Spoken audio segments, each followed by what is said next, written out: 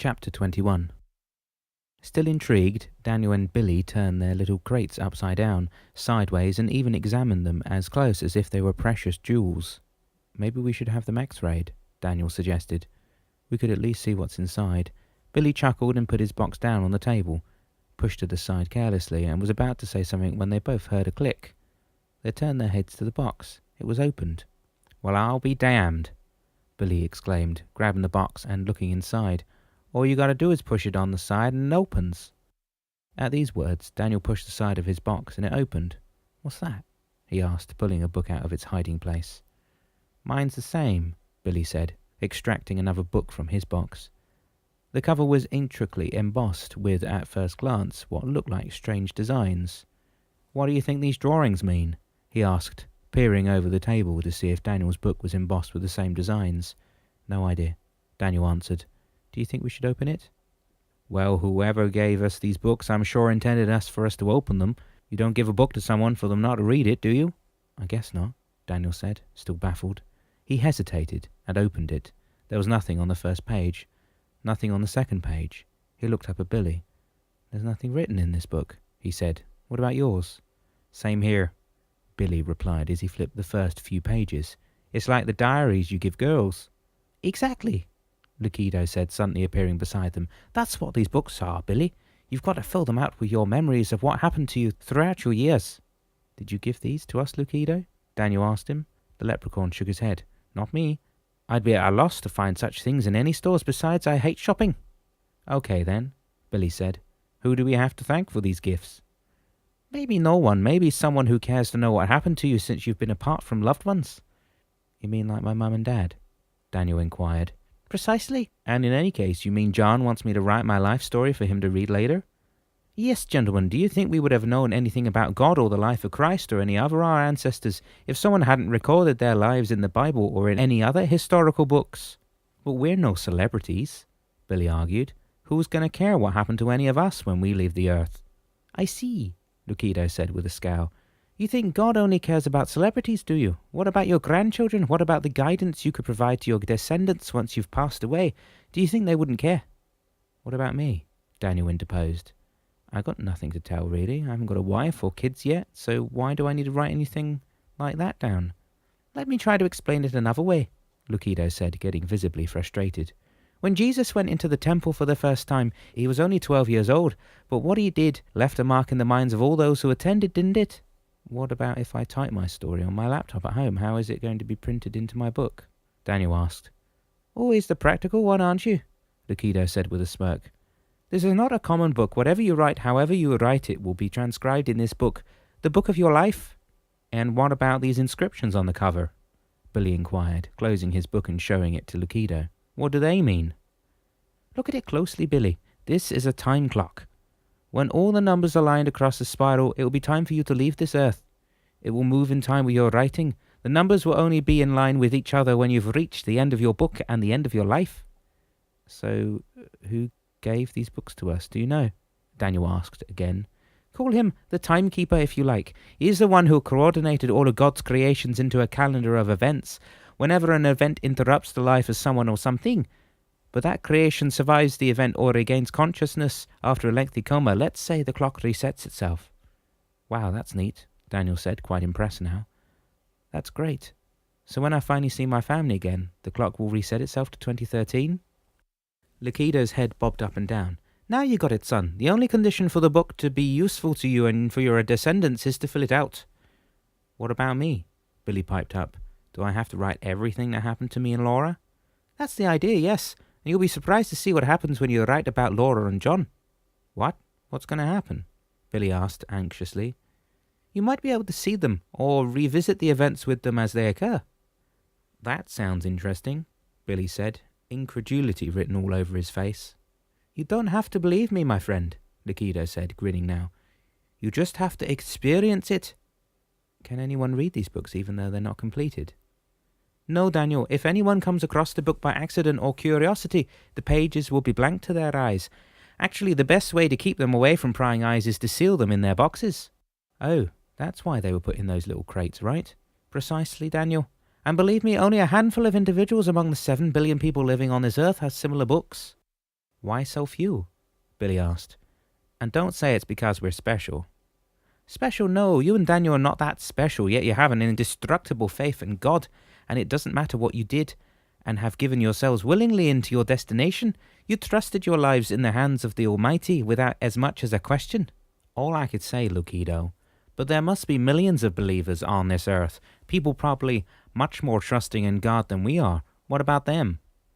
It's not a matter of being a devout person, Billy. It's a matter of understanding and accepting the power of God in whatever shape He desires to present Himself to humans. It's a matter of living without fear of tomorrow and with trust in His capability. It's not a matter of reciting prayers. It's a matter of trusting that your prayers are going to be answered one way or another. And amongst the millions and millions of believers, there are very few who do not fear the alignment of the numbers on the clocks of their lives. Everyone fears death, because the afterlife is truly unknown to them. There are so many records stating that only when they were close to passing, even blessed saints knew for a fact that they had nothing to fear anymore. There are many records stating that only when they were close to passing, even blessed saints knew for a fact that they had nothing to fear anymore. Billy and Daniel had been listening to Lucido with a renewed sense of understanding of time passing and the trust that they indeed had in God. All I could say, Lucido, Billy said, sliding his book back into its hiding place inside the box, is that I've never received such a precious present from anyone, let alone from our good Lord, and I promise you I'll be writing in it every moment I got. Hear, hear, Daniel intoned, all smiles. I can hardly wait to start. Too bad I don't have my laptop. I would start writing right now. Have you forgotten how to use a pen? Lucido asked, cocking his head to the side. You mean like writing things down, like when I was in elementary school? Anything wrong with that? I guess not. But my writing is surely not the best, certainly not good enough to write in my book. I dare you to try, Daniel. You'll see you will be writing as if you were a calligrapher. Really? You mean the pen will write it all out as if I designed every letter? Lucido nodded. Yes, Daniel. Can you imagine how hard it would be for your children to read if you were a doctor, for example? Practically impossible, wouldn't you say? As Billy and Daniel were laughing at Lucido's rejoinder, they didn't see him leave. When they noticed he was gone, they smiled at each other. How about we cook the small turkey I've defrosted? Billy said, getting up from the chair. We'll roast it in the big oven and get all the trimmings ready. What do you say? Sounds like a great plan, but there's only 2 of us. Oh, but that's where you're wrong, son. I've got a little tradition of my own, you know. I cook the turkey, slice it up, and pack all the trimmings, plus 5 or 6 pizzas, and bring the whole thing to the shelter in the back neighborhood. Now that sounds like the best Christmas plan I've ever heard. Daniel agreed, pushing his chair back, getting up and rushing to the kitchen ahead of Billy. When Malou, Stefano and Gabby returned to the house in Bethlehem, they were still in shock. Witnessing Dan's accident and hearing him recount the event as if it really happened left them dumbfounded. Although Malou had lived the aftermath of the accident and the subsequent ordeal of her husband's recovery, the whole thing seemed as if coming out of the fog of her memory with more clarity. As for Stefano and Gabby, they now realized how much their father must have suffered. They sat in the living room, Damianos in the chair beside the fireplace, and seemed at a loss for words until Stefano asked, Do you think Dad will ever forget or go back to doing crazy stunts like that? Memory is a funny thing, Damianos replied. It plays tricks on you, besides which, as Salangi told you, your father loved to tempt the devil. The rush of adrenaline and the excitement of experiencing the nearly impossible feat is something he has great difficulty resisting. He turned to Malou. Do you remember what your book said about temptation when you first came to visit this house with Dan? Let me see now, Malou answered musingly. Is that the time we went to the south of France? Precisely, and let me recite the verses of your book so that you can recall the incident a little better. Did Dad have another accident? Gabby inquired, already fearing to hear that something else happened to her father. No, Gabby, Malou said. It had a lot to do with being tempted to do the wrong thing and not to think of the implications or repercussions the risks you were taking could bring upon you. Damianos nodded. All right then, here it goes. Thus far you have shown tolerance, acceptance, patience, determination, and even passion toward your fellow man. Now it is time for you to face temptation and the indulgence necessary to avoid your falling at the grips of evil. Indulgence will steer you away from the wrong temptation. However, indulging in the desirable or appealing things in life could be detrimental to your health being and could be very costly indeed. Malou, Gabby and Stefano remained silent for a moment, as if trying to understand what Damianos had recited for them.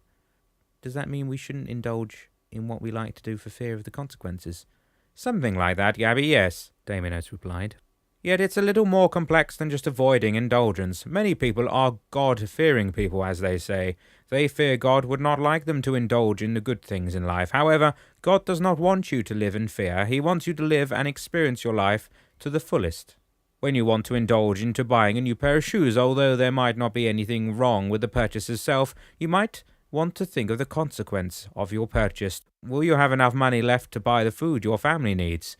The new pair of shoes represents the temptation. Indulging into shopping recklessly invites the devil or gives him the opportunity to create problems with your family.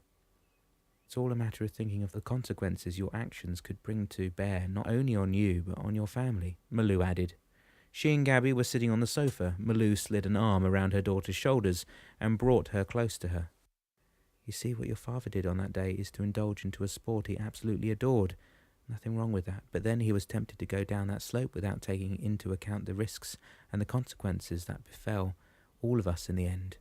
And the devil used that opportunity to send him flying to his death, Stefano added, looking at Damianos sitting in the chair next to his. That's right, Stefano, their cat answered. Your father had been given a second chance at life, but now the clock is ticking, and God is watching. It has to be a lesson learned. What would happen if Dad went back to doing crazy things like that? Let's hope God would forgive him again for his trespass, Gabby. Damianos cracked a tentative smile. He doesn't have 9 lives to live like I do.